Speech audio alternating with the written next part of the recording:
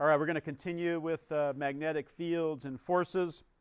Last time we talked about the fact that there's this strange interaction that takes place between electrical charges and magnetic fields.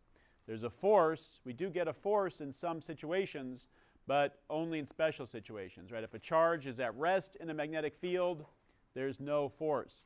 If a charge is moving parallel to the magnetic field lines, no force. The charge has to have some component of its velocity perpendicular to the magnetic field lines. And when that happens, the force is perpendicular to both the velocity and the magnetic field. So a lot of weird, strange interactions going on there. But let's just make sure we have that down. So let me draw some examples and we'll go through it. And you can practice doing your right hand rule, figuring out what direction the force goes. So let's start off with this one. Magnetic field will be pointing to the right, and my particle, I'll make it a positive charge, will be moving with the velocity in that direction. Is there a force? And if so, what direction?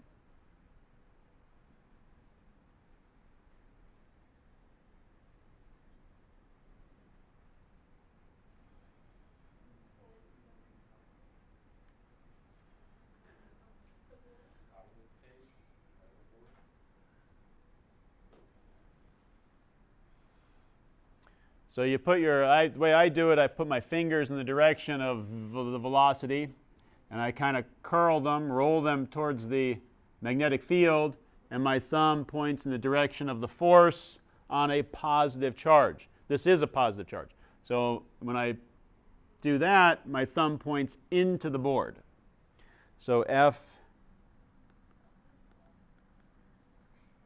into the page or into the board.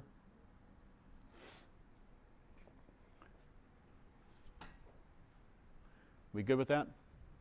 And if this is a 90-degree angle, which it appears to be, then what happens, the force is just equal to Q times V times B. Because we've got the sine of 90 degrees there.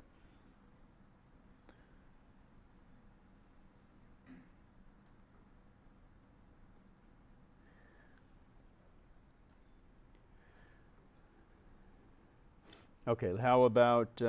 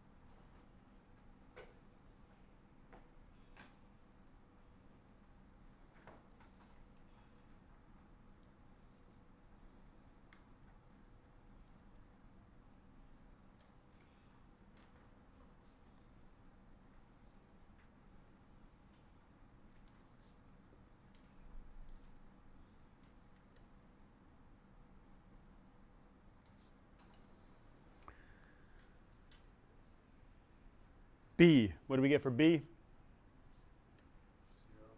0, because we end up with a Q, V, B sine of 0 degrees, right?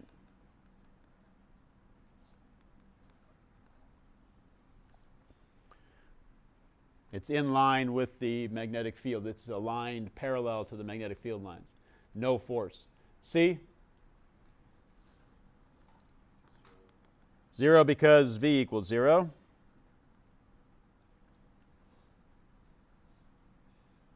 How about D? Velocity is to the right. B is angled up at an angle theta.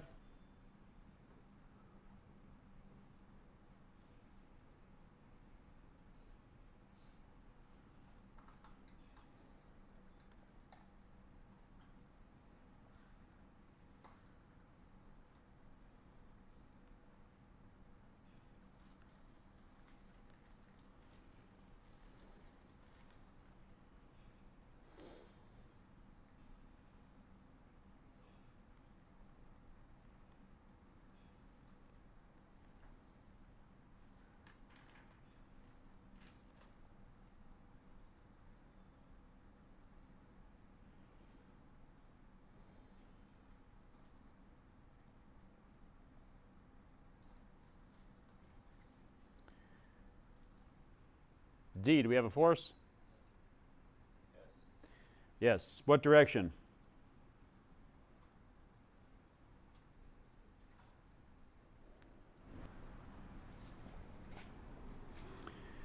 Kind of roll them towards B.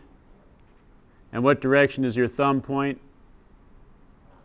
Out of the page. Some people do kind of your fingers, your thumb and your two fingers all orthogonal, and then your index finger is the velocity, and your ring finger is the magnetic field, and then your thumb would be the force. Does that kind of work? Works better if they're 90 degrees apart, but you kind of have to make it fit for something like this. So index finger, velocity, middle finger, the magnetic field, and then your thumb is the force on a positive charge. I like to do the other way, but velocity, magnetic field, my thumb points along the axis of rotation here in the direction of the force on a positive charge. So it would be out of the page.